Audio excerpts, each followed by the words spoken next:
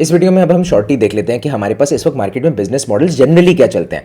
तो जनरली आपने अगर बिजनेस एडमिनिस्ट्रेशन वगैरह या इस तरह के कोर्सेज में आपने पढ़ा है तो उसके अंदर आपको पता होगा कि आपके पास मल्टीपल एरियाज होते हैं। आपके पास B2B होता है, B2C होता है, C2B होता है और C2C होता है जनरली, वरना फिर एक आगे है बिजनेस टू एडमिनिस्ट्रेशन और वो एक अलग सेपरेट डिबेट है।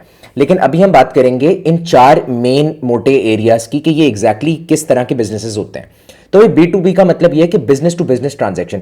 बिजनेस टू बिजनेस ट्रांजैक्शन हमारे पास ई कॉमर्स में कौन सा वो कर रहा है, ई कॉमर्स में अलीबाबा कर रहा है। अलीबाबा की बात की जाए तो भाई हमने एक सप्लायर उसमें मौजूद है, उस सप्लायर ने जो वो माल बनाया उस माल को अब हम उनसे उठा रहे हैं, सही है, एज अ बिजनेस, क्योंकि हम भी सेलिंग करेंगे उस माल को आगे उठा के, तो हम होलसेलर होगा एक तरीके से।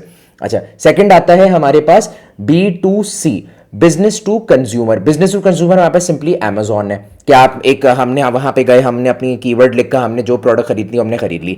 अब आता है हमारे पास C2B, कंज्यूमर टू बिजनेस। अब कंज्यूमर टू बिजनेस में हमारे पास क्या है, मेजरली हमारे पास फाइबर अपवर्क आता है कि भाई मैं एज कंज्यूमर जब मैं चाह रहा हूं कि C2B में अपनी स्किल्स बेचना चाह रहा हूं तो वो C2B प्लेटफॉर्म्स के अंदर आता है। अब आता है C2C, कंज्यूमर टू कंज्यूमर। अब कंज्यूमर टू कंज्यूमर के सबसे बेहतरीन प्लेटफॉर्म पाकिस्तानियों के लिए समझने के लिए क्या है कि OLX के ऊपर आप गए, आपने अपनी गाड़ी लिस्ट की या जो भी XYZ आपके चीज मौजूद थी आपने लिस्ट की और कंज्यूमर टू कंज्यूमर डील हो गई। लोग OLX पे क्यों आते हैं भाई, इसलिए क्योंकि बीच का जो मिडिल मैन मार्जिन होता है वो खत्म हो जाए।